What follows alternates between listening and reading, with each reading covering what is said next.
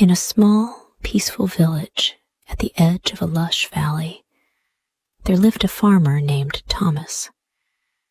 He was a tall, broad-shouldered man with rough hands that had been calloused by years of hard work.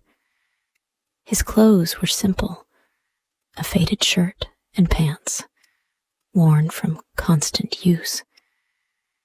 His face had the lines of age and labor, but there was kindness in his brown eyes. He didn't have much, but what he had, he worked for with pride. Thomas had a wife, Clara, who was the heart of their home. She was a woman of remarkable beauty, with dark, flowing hair that cascaded down her back like the rich soil of their farm. Her skin was smooth and fair, and her eyes, the color of the river that ran through the village, sparkled with a light that made every man who crossed her path look twice. But Clara was more than just beautiful. She was clever and quick-witted, always finding solutions to problems others couldn't solve. She had a soft voice that was always kind, and a smile that could melt the coldest heart. Her wisdom wasn't learned from books or teachers, but from the simple joys and struggles of everyday life. People in the village came to her for advice, knowing that she had an understanding that went far beyond what they could see on the surface. In the evenings, when Thomas returned from the fields, Clara would prepare a warm meal. She had a gentle way of speaking, her voice like a sweet melody. She would sit with Thomas, telling him about the village happenings, while he listened attentively, occasionally offering his own thoughts.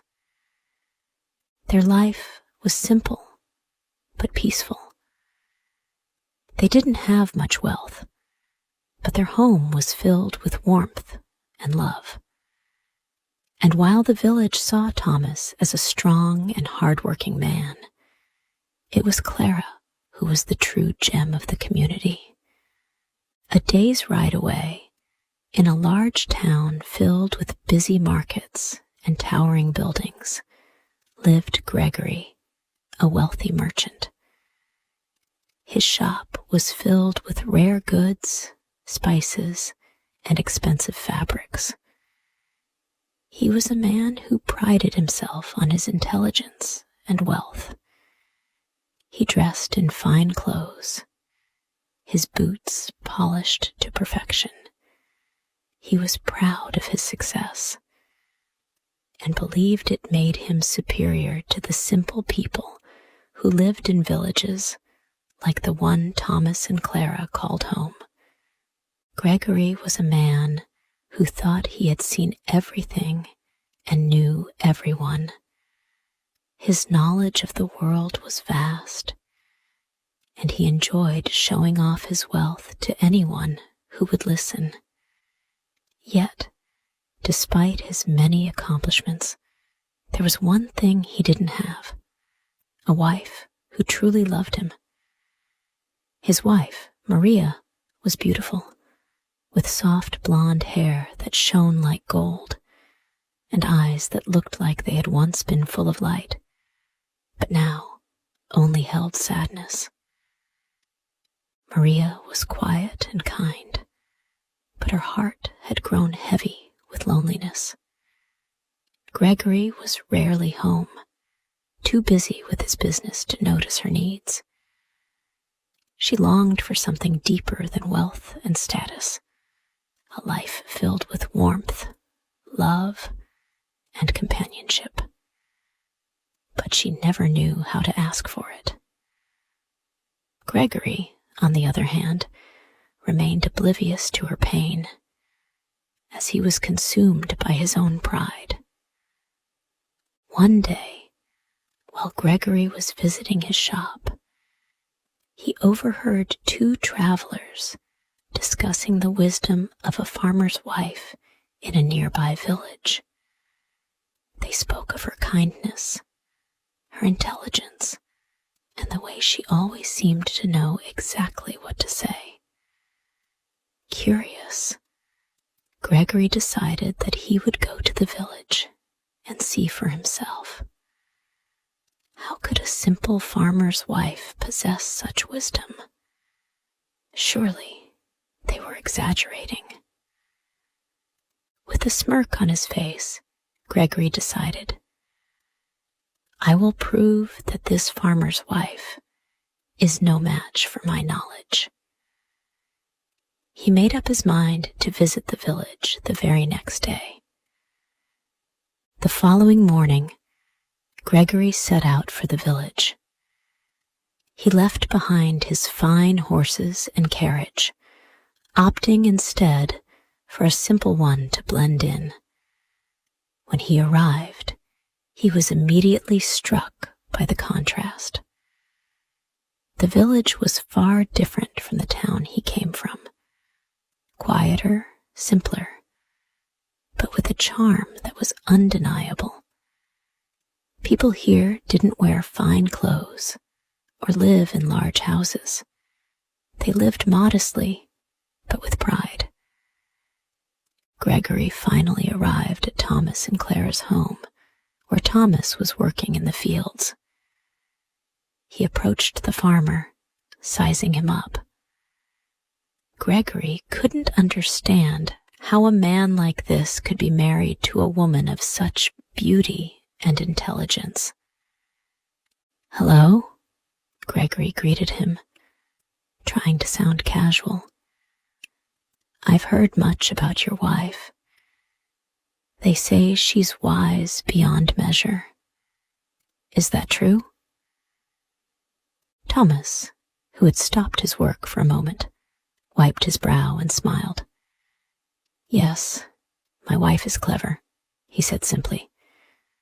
But it's not the kind of wisdom that can be measured by books or knowledge. Gregory, intrigued and somewhat skeptical, raised an eyebrow. And where does she get her wisdom from, if not from books? Thomas chuckled softly.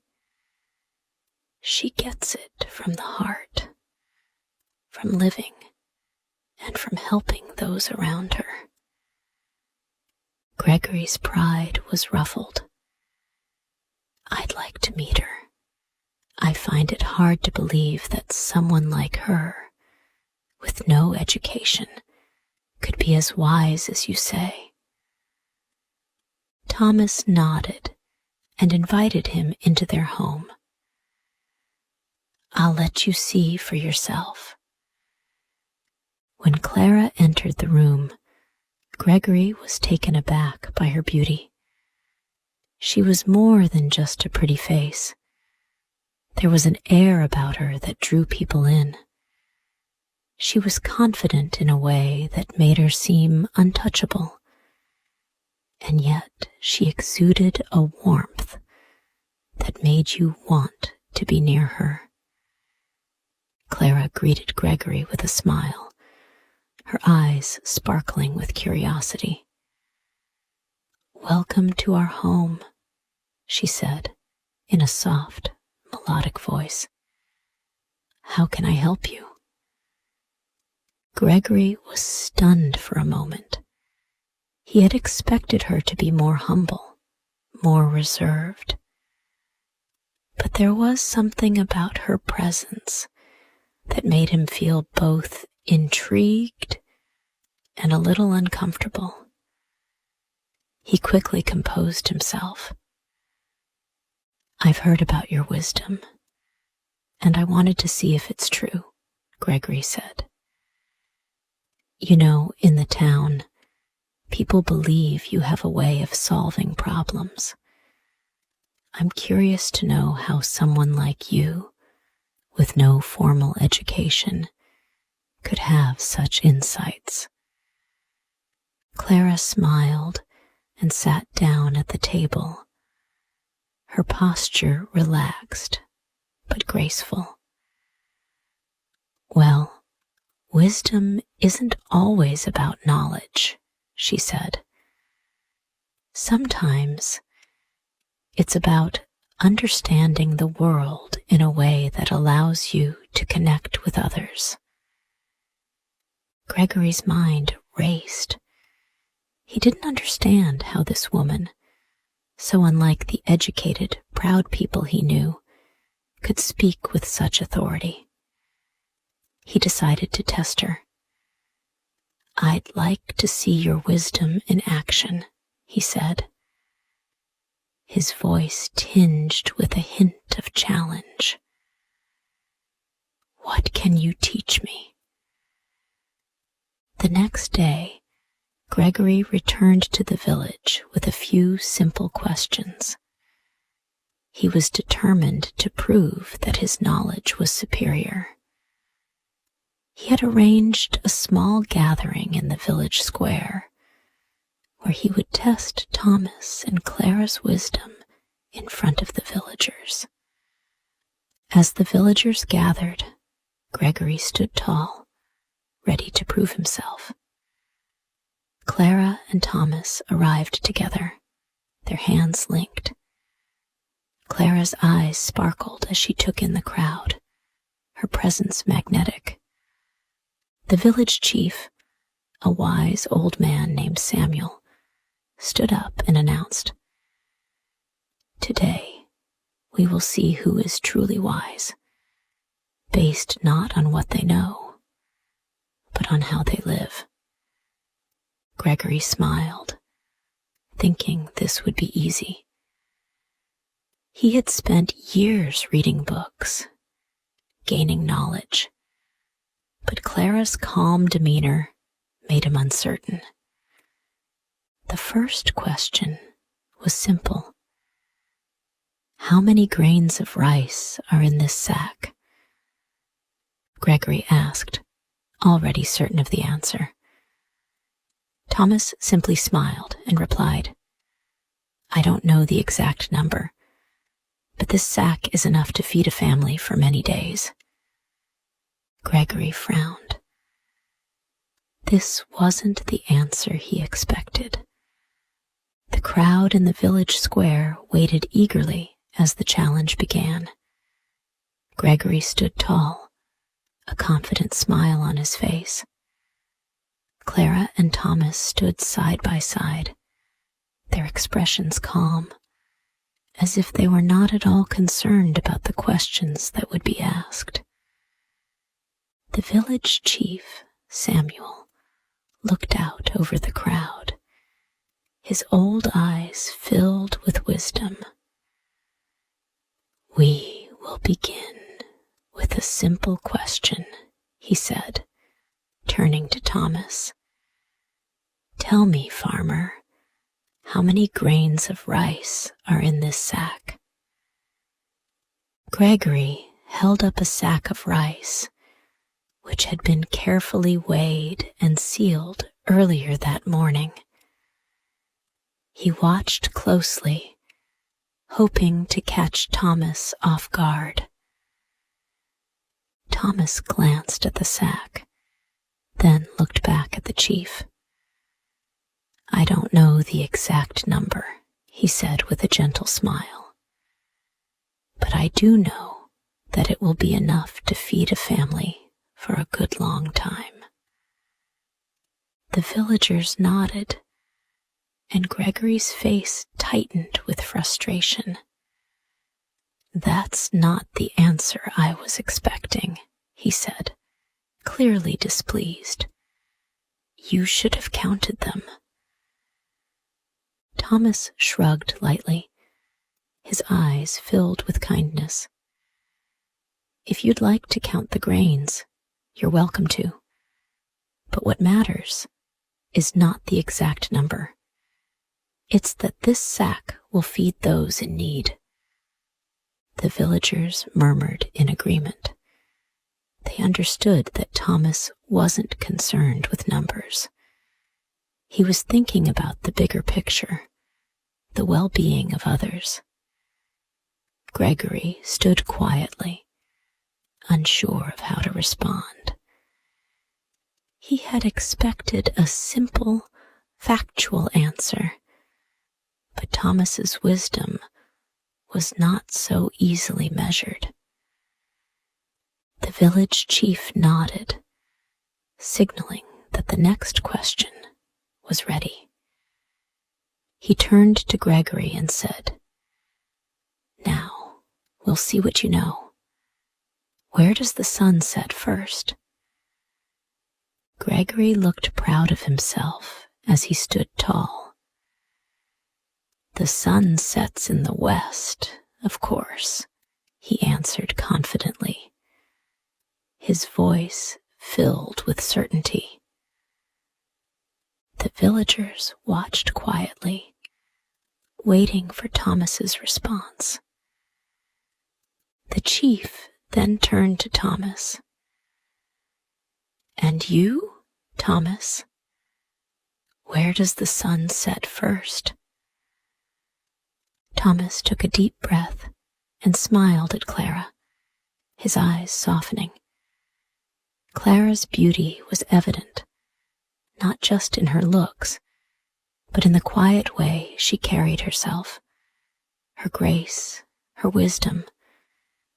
He knew that she was the light of his world, the one who made everything better. "The sun sets first in my heart," he said simply, "for my day always ends with my wife. She is where my world begins." The villagers exchanged glances, some smiling, others looking at each other in surprise. Gregory, however, was stunned. He had expected a scientific answer, one rooted in geography or astronomy. But instead, Thomas had given a deeply personal response, one that spoke to his love and respect for Clara. Gregory stood frozen, unsure of how to reply. He had come expecting to prove his superiority, but now he was beginning to question himself. What mattered more, facts and knowledge, or something deeper? As the day wore on and the challenge continued, Gregory's confidence began to waver. Thomas's answers weren't based on what Gregory had learned in books or seen in the world. Instead, they came from something that Gregory couldn't quite grasp: wisdom, kindness, and love. Gregory had spent his entire life chasing wealth and knowledge. He had convinced himself that these things made him better than others. But now, standing before Thomas and Clara, he was starting to feel small. Gregory looked around at the villagers, who were clearly moved by Thomas's words. They had respected Thomas for years, not because of his wealth or his education, but because of the way he treated people. His generosity, his willingness to help others, and his deep love for Clara had earned him the respect of everyone around him. For the first time, Gregory felt the weight of his arrogance. His wealth, his knowledge, they didn't seem so important now. What had he truly gained by chasing after these things? He had neglected his wife, Maria, and never truly understood the simple joys of life. He had lived with pride and without humility. He turned to Clara, whose presence seemed to glow as she quietly observed the challenge. "You are not just wise," he said, his voice softening. "You are truly remarkable." Clara smiled warmly at him. "Wisdom comes from understanding and kindness," she said simply. "And everyone has the ability to learn, even if it takes time." Gregory looked at her for a long moment, his thoughts swirling. He realized now that it wasn't enough to be clever or wealthy. What really mattered was the way you treated others, the way you lived your life, and the love you shared with those closest to you. Meanwhile, Maria, Gregory's wife, had been quietly watching from the sidelines. She had heard the challenge and seen the way Gregory had been caught off guard by Thomas's wisdom. She had watched her husband closely, noting the subtle changes in his expressions as he realized how much he had missed. Maria was a beautiful woman with golden hair that shimmered in the sunlight and eyes that reflected a depth of emotion. She'd always been kind and graceful, but there was a sadness in her heart. She had longed for her husband's attention, for his respect, for a deeper connection that had never seemed to come. Now, as she saw Gregory standing in front of Thomas and Clara, she realized something important. Gregory was beginning to change. She could see it in his eyes, in the way he now listened to others with more humility. After the challenge ended, Maria approached Clara, her steps slow and deliberate. Clara greeted her with a smile, sensing the quiet strength in the woman. "I've seen the change in my husband," Maria said softly, "and I'm grateful. I've waited so long for him to see what truly matters." Clara smiled warmly. "It's never too late to learn, Maria. Love and respect are the foundation of everything." Maria nodded, her heart lifting.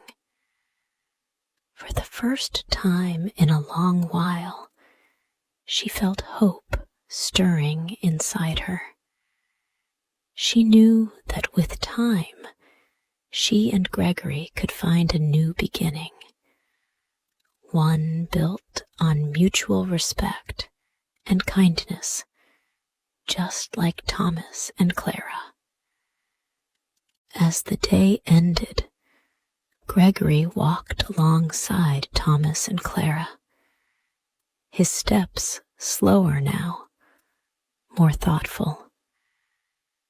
"I came here thinking I had all the answers," he admitted. "But I see now that I have so much more to learn. I was blinded by my pride." Thomas smiled at him. "It's never too late to change, Gregory. The most important thing is that you recognize the truth." Gregory nodded, feeling a weight lift from his shoulders.